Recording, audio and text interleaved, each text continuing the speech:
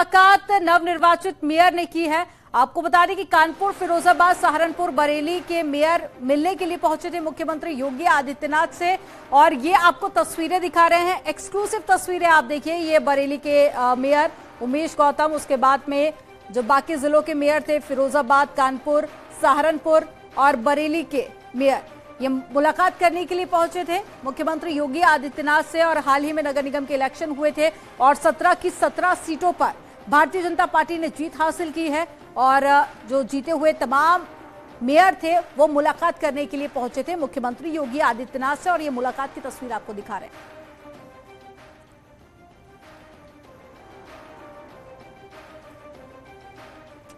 तो तस्वीरें आपको दिखा रहे हैं नवनिर्वाचित मेयर को। आप देखिए, मुख्यमंत्री योगी आदित्यनाथ से मुलाकात करते हुए तोहफे लेकर भी पहुंचे सीएम के लिए और साथ ही मुख्यमंत्री का धन्यवाद भी किया। ज्यादा जानकारी के साथ में संकेत जुड़ गए हैं फोन लाइन पर। संकेत, तस्वीरें सामने आई जहां जीते हुए मेयर पहुंचे थे मुख्यमंत्री योगी आदित्यनाथ से मुलाकात करने के लिए। क्या ये ऑफिशियल मीटिंग है या फिर इसके पीछे का कोई बड़ा कारण? मुख्यमंत्री योगी आदित्यनाथ से मुलाकात करते हुए हम तस्वीरें देख रहे हैं। बिल्कुल, देखिए, निकाय चुनाव में भारतीय जनता पार्टी ने जो बड़ी जीत हासिल की है उत्तर प्रदेश में, मुख्यमंत्री योगी आदित्यनाथ ने इस जीत की नींव रखी थी और उन्होंने ताबड़तोड़ जनसभाएं की थी। उसके बाद जब ये जीत हासिल हुई, जितने भी महापौर हैं मुख्यमंत्री योगी आदित्यनाथ से मुलाकात कर रहे हैं। और ये औपचारिक मुलाकात थी मुख्यमंत्री योगी आदित्यनाथ से। 6 महापौरों ने आज मुख्यमंत्री योगी आदित्यनाथ से मुलाकात की है और मुख्यमंत्री ने इनको अपने अपने नगर निगम क्षेत्रों में साफ सफाई और जो पीएम मोदी की तमाम योजनाएं हैं उनको बेहतर करने के निर्देश दिए हैं। आम जनता के साथ में खड़े होने के मुख्यमंत्री योगी आदित्यनाथ ने इन महापौरों को निर्देश दिए। और ये एक औपचारिक मुलाकात 5KD स्थित मुख्यमंत्री आवास पर आज हुई है। तो बिल्कुल विकास की दिशा में मुख्यमंत्री योगी आदित्यनाथ की ये बैठक बेहद खास मानी जा रही है। तमाम जानकारी साझा करने के लिए बहुत शुक्रिया आपका।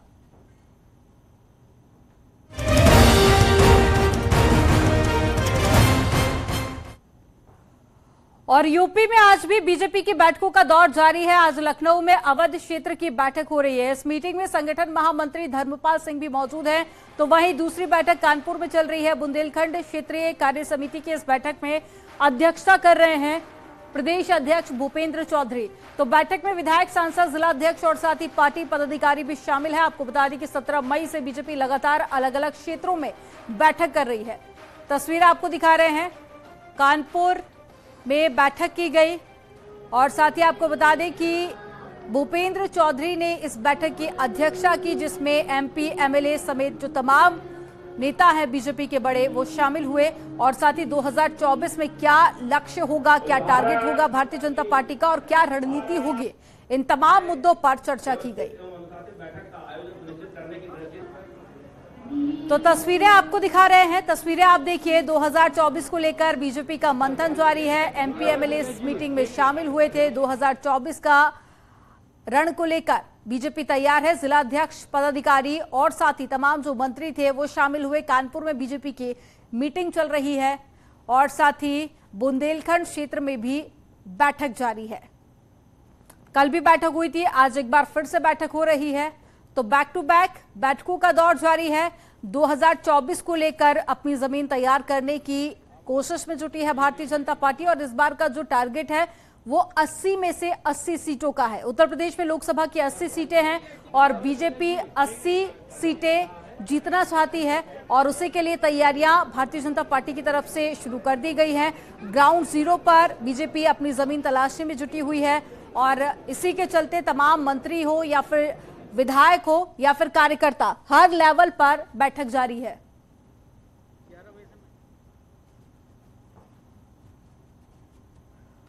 एसपी सिंह बघेल ने स्वास्थ्य राज्य मंत्री का कार्यभार संभाल लिया है। उन्होंने नई जिम्मेदारी देने पर प्रधानमंत्री का धन्यवाद दिया।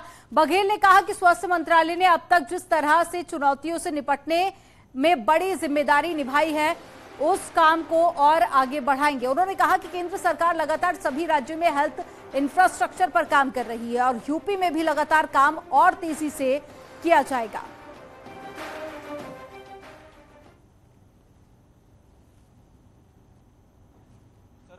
स्वास्थ्य मंत्रालय के राज्य मंत्री के रूप में आपको नई जिम्मेदारी मिली है, बड़ा चैलेंजिंग काम है, किस तरह से आप इसको देखते हैं? चुनौतियों को स्वीकार करना चाहिए, कभी किसी को चुनौती नहीं देनी चाहिए। अव्वल तो कोई चुनौती है ही नहीं है। मोदी जी के नेतृत्व में और अपने बड़े मंत्री जी के मार्गदर्शन में जिन अपेक्षा उम्मीद आकांक्षाओं को लेकर ये विभाग मिला है, हम अपने कैबिनेट मंत्री जी के सहयोग से पूरा स्टाफ, मंत्रालय और देश भर के चिकित्सक, पैरामेडिकल स्टाफ सबको, सेल वार्ड बॉय को लेकर सबके सहयोग से निश्चित तौर से स्वास्थ्य सेवाओं में एक सुधार करने का प्रयास करेंगे। सर, हेल्थ इंफ्रास्ट्रक्चर की अगर बात करें तो बड़ा चैलेंजिंग रहता है। पूरे देश में सरकार जो है लगातार काम कर रही है। अगर खासकर उत्तर प्रदेश की बात करें तो इतना बड़ा प्रदेश है, उसको किस तरह से इंफ्रास्ट्रक्चर को बढ़ाने में अब आपके नेतृत्व में केंद्र सरकार यहाँ काम करे? हेल्थ स्टेट का विषय है, लेकिन मोदी जी ने के नेतृत्व में पिछले 9 साल में जितने मेडिकल कॉलेज हुए उतने 65 साल में नहीं हुए। जितने मोदी जी के नेतृत्व में एम्स खुली उतनी 65 साल में नहीं खुली। जितनी पीजीआई खुली उतनी 65 साल में नहीं खुले। और पैंडेमिक पीरियड हमारे लिए बहुत चुनौती था, तो मोदी जी की दूरदर्शिता से हमने जो विकसित राष्ट्र नहीं कर पाए थे, जो चाइना नहीं कर पाया, जो रूस, अमेरिका, फ्रांस, जापान नहीं कर पाया था, मोदी जी के नेतृत्व में हम लोगों ने सबके सहयोग से, आप देखो वैक्सीनेशन का वर्ल्ड रिकॉर्ड किया है। उन दौरान तमाम अस्पताल खोले, बेड की कमी नहीं आने दी, वेंटिलेटर लोगों को उपलब्ध हुए, ऑक्सीजन हुए, और जो कमियां रही थी उसके जस्ट बाद एक पूरी देश की कार्य योजना बनाते हुए एक आपात स्थिति के लिए स्वास्थ्य विभाग पूरी तरह से सजग है। और मेरठ में बीजेपी सांसद राजेंद्र अग्रवाल ने विपक्षी एकता की कोशिश पर सवाल खड़े किए। कर्नाटक में शपथ ग्रहण में विपक्षी दलों के नेताओं को बुलाने पर कहा कि इससे विपक्षी एकता को कोई फायदा नहीं होने वाला है, क्योंकि बहुत से दल राहुल गांधी के नेतृत्व में जाना भी नहीं चाहते हैं। यूपी के अखिलेश को बुलाने और मायावती को अभी तक निमंत्रण न देने पर कहा कि यही होना है, इन दलों का आपस में अनुभव अच्छा नहीं रहा है। और क्या कुछ कहा है वो भी आपको सुनवाते हैं। कांग्रेस को विजय मिल गई, प्रभावशाली विजय मिल गई, तो उसको एक प्रकार से एक उसमें नया जीवन भी आ गया है। परंतु विपक्षी जो दल हैं वो राहुल गांधी जी को अपना स्वाभाविक रूप से नेता नहीं मान पाते हैं। उनकी जो भी सीमाएं हो, मैं उस पर टिप्पणी नहीं करना चाहता। आपको ध्यान होगा कि बहुत बार बहुत सारे नेता ने, ममता बनर्जी जैसे हैं, वो दिल्ली आती थी, राहुल जी से नहीं मिलती थी, सोनिया जी से मिलना पसंद करती थी वो। तो ये जो एक डिलेमा है जो विपक्षी दलों के बीच में है, वो भी अपना काम कर रहा है। लेकिन जो भी हो, कोशिशें तो बराबर हो रही हैं, परंतु कोई क्लियर एजेंडा न होने के कारण से उसकी कोई विश्वसनीयता नहीं है और उसकी बहुत अधिक तालमेल के साथ ऐसा हो पाएगा, मुझे लगता है इसकी संभावना भी नहीं है। अगर उत्तर प्रदेश की बात करें तो समाजवादी पार्टी को निमंत्रण दिया है कांग्रेस ने शपथ ग्रहण समारोह में शामिल होने के लिए, लेकिन कहीं ना कहीं बसपा को अभी तक निमंत्रण नहीं पहुंचा है। मैं कह रहा हूं ना, सबके इनके विपक्षी एकता, ये ऐसा एक मृग मरीचिका है, वो क्या करेंगे देखा जाएगा। अभी अतीक अशरफ की हत्या की जांच के लिए गठित 5 सदस्यीय न्यायिक आयोग चौथे दिन भी प्रयागराज में मौजूद है और न्यायिक जांच आयोग ने आज भी तकरीबन 2 दर्जन लोगों को बयान दर्ज करने के लिए बुलाया है। सर्किट हाउस में चश्मदीदों का बयान दर्ज किया जा रहा है। अतीक अशरफ की सुरक्षा में तैनात कई पुलिसकर्मियों को भी बयान के लिए बुलाया गया। साथ ही मौके पर मौजूद मीडिया कर्मियों के बयान भी दर्ज किए गए हैं। आयोग आज शाम तक तमाम लोगों के बयान दर्ज करेगा। माफिया अतीक अहमद और अशरफ हत्याकांड की जांच कर रही 5 सदस्यीय न्यायिक जांच आयोग की टीम आज भी संगम नगरी प्रयागराज में है और लगातार चौथे दिन तमाम प्रत्यक्षदर्शियों के वो बयान दर्ज करेगी, जिसमें मीडिया कर्मी, पुलिसकर्मी, इसके साथ ही साथ मेडिकल स्टाफ शामिल है। कल भी गुरुवार को यहाँ पर तीसरे दिन तमाम लोगों के बयान दर्ज किए गए थे। करीब 8 लोगों के बयान न्यायिक जांच आयोग के सामने दर्ज किए गए थे, जिनमें मीडिया कर्मी और कुछ पुलिसकर्मी शामिल थे। दरअसल अतीक अहमद और अशरफ हत्याकांड से पर्दा उठाने के लिए न्यायिक जांच आयोग जांच कर रहा है। 5 सदस्यीय जांच आयोग का गठन राज्य सरकार ने किया है, जिसे 2 महीने में अपनी रिपोर्ट शासन को सौंपनी है।